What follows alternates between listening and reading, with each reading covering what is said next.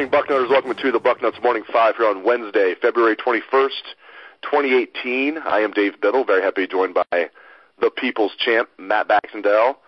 Bax, we'll get into some football in a moment. Let's start off with some hoops. Buckeyes taking care of business on senior night last night against Rutgers. Buckeyes win 79-52. What a way to send this group out. And yes, we're going to consider Keita Bates-Diop a senior since he's a fourth-year junior. He's already graduated, and he went through senior night festivities last night. What a great way to send these guys out. They're now 23-7 overall backs, 14-3 in the Big Ten. They need some help from Wisconsin. Wisconsin will host Michigan State if the Badgers can win that game at the Kohl Center. Not a great Wisconsin team, not even a good Wisconsin team, but maybe at home.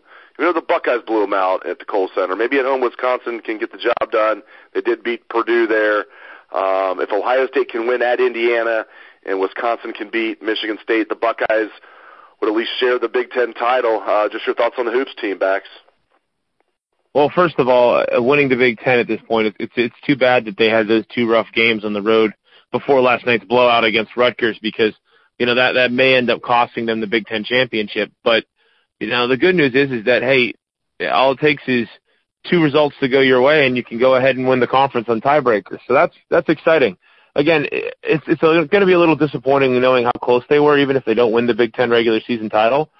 But, again, compared to preseason expectations, they've been absurdly good. So there's certainly no shame about 23-7, and we're still in middle to late February. That's an amazing result for the Buckeyes in Holtman's first year. Last night was a fun scene. Getting the Joey Lane and company in to hit some threes was always fun. Obviously, Keita Bates-Diop is long gone. He's a first-round pick. At this point, he looks like a top 15 pick. So, you're going to certainly miss him. But this is a team that, even if they don't win the regular season Big Ten championship, I could see them doing well in the tournament, and I could see them making a run in the NCAA tournament because, again, there's nobody who's particularly elite this year. On any given night, we've seen this Buckeye team can beat anyone, and we've seen on any given night they may end up not doing quite as well as we'd like based on the two Penn State games and the game against that school up north. So I think it'll be a fun team to watch in the Big Ten tournament, and it'll be a fun team to watch in the NCAAs, and it's just got to be a feel-good year regardless of outcome, just knowing that this basketball program appears to be headed back to the right direction. Regardless of what Bates-Diop does from this point forward, it's house money for him. I mean, last night he didn't set the world on fire, but they were able to but give him a lot of rest for the, several minutes since they had the game in control. Finished with 6 points, 8 rebounds, but he was 0 for 4 from three-point range, 3 of 11 from the field. He has not played well lately at all, and a lot of fans are concerned. I'm not – a couple things here. I'm not buying backs that he's tired. These are, elite athletes that are young and are in great shape. They're in their AAU days, they were playing multiple games in the same day. They're not playing back-to-backs. Even the Penn State-Michigan game, they had 2 days off in between the Penn State-Michigan games. So I don't think it's a matter of fatigue. I do know fans are concerned about Keita Bates-Diop, though, some of them, that maybe that, he's regressed way too much. Just curious to get your thoughts on that. Do you think this is just a little bit of a blip on the radar for KBD, or are you a little bit concerned about him? Well, I think you have to talk about regression to somewhat of a mean, because he was so good early in the year that it's impossible for anybody to maintain that kind of level who hasn't done it consistently before. That said, I don't think that the KBD we've seen in recent games who's struggled is the guy who is essentially your regress to the mean player. It's kind of gone a little the opposite direction. I think you're going to see his play tick upwards here as the season comes to an end. I don't know if you're going to get the guy who's hitting threes consistently and just dominating the glass the way he did early on. But if you certainly can get a game or two like that out of him in the NCAA tournament, you'll take it. I'm not so concerned that he's regressed to the point that this team has no hope to win tournament games. But I do think they need to have a little bit more from him than they've had recently here. Because of all the reasons this team is better this year, he's the number one by a country mile. Let's talk some football. Spring ball kicking off here in a couple weeks. Feels good to say that. We all know about the quarterback battle. Other than that, other than the elephant in the room, other than the cadre of elephants in the room, what are you looking forward to the most this spring, Bax? Yeah, so once you get past the top 20 points of interest, which is quarterback on repeat, there's actually a lot to talk about with this team, which kind of makes it kind of fun because, we're all going to spend the entire spring going, well, did Haskins look better than Burrow? Oh, my God, is Martell running the ball too much? Is Irving going to love that Martell runs so much? Oh, my God. I mean, it's gonna be mid-season level meltdowns based upon secondhand practice reports. So I'm looking forward to that. That's going to be a lot of fun. But that said, there's a few positions I'm fascinated to watch play out. First of all, I want to know who's going to be the center. They've talked about Brady Taylor being the second string guy for a while, and I just don't know. We haven't seen the guy hardly at all, right? And maybe he's going to end up being a very solid center, but he's not one of those guys who had a big pedigree coming out of high school. We've really not seen a ton of him on the field. I'm interested to see if any of these other players may end up trying to make a run at this here. That I think a guy like Josh Myers could be real interesting to see in that spot. I mean, he was a super highly recruited guard. Maybe you get him on the field sooner as a center. I think the tackle positions are going to be really interesting to watch because you have to assume they move Isaiah Prince over to left tackle with Jamarco Jones leaving, but then do you have Brandon Bowen slide out? What do you do with that right tackle spot? I think that's going to be really interesting to see. And then on the other side of the football, cornerback is completely up in the air because let's face it, last year Denzel Ward was just unreal good. I mean, anytime the other team threw at him, I would laugh with glee because how stupid it was. But the other corners up and down were up and down, to say the least. I think a lot of us are fascinated to see if Jeff Okudah takes the next step. What can a healthy Shaun Wade do? A guy like Amir Reep looked decent in very limited views.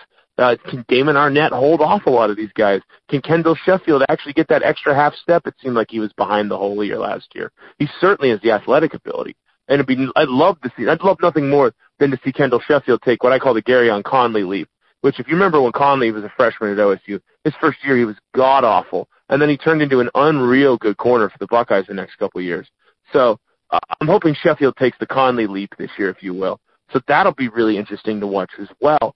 And then, by the way, the linebacker position is going to be fascinating this year because there's a lot of guys who come back with some experience. Which one of them are going to take the lead?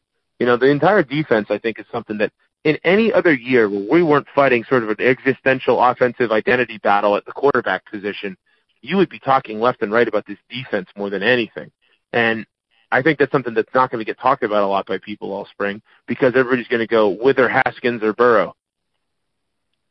Looking at the coaching situation, Ryan Day obviously getting the bump up to offensive coordinator, getting the extreme pay raise from $400,000 to $1 million, becoming, along with Greg Schiano, the first $1 million coach at Ohio State, assistant coach at Ohio State.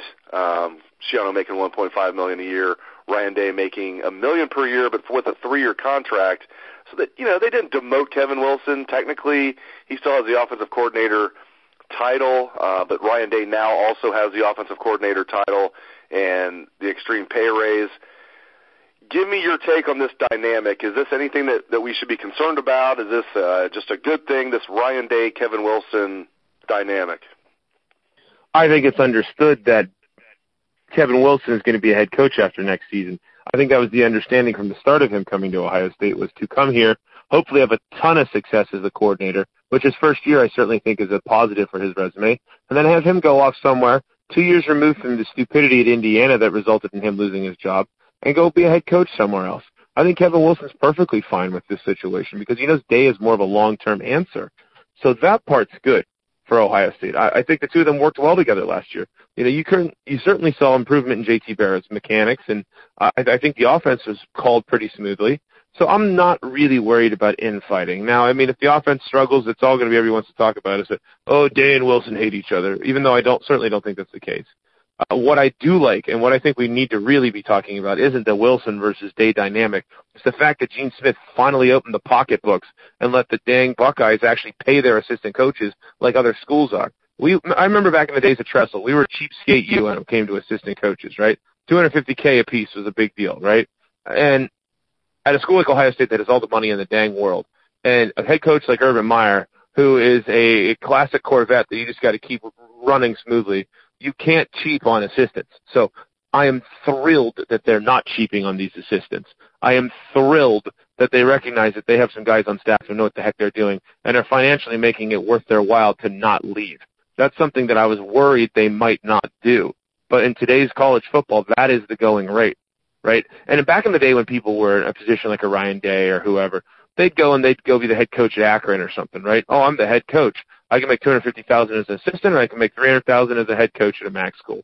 Not anymore. You can make $1 million at a prominent program like Ohio State, and probably help your resume far more than it would by going, 14-6 in MAC play over 2 years or something.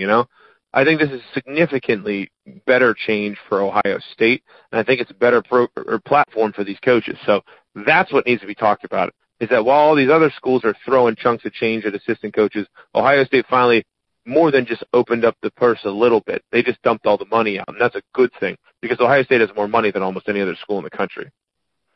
Great stuff, as always, out of the People's Champ, Matt Baxendell. Thank you very much, Bax. You can read his column every Sunday on Bucknuts. It is the bucket.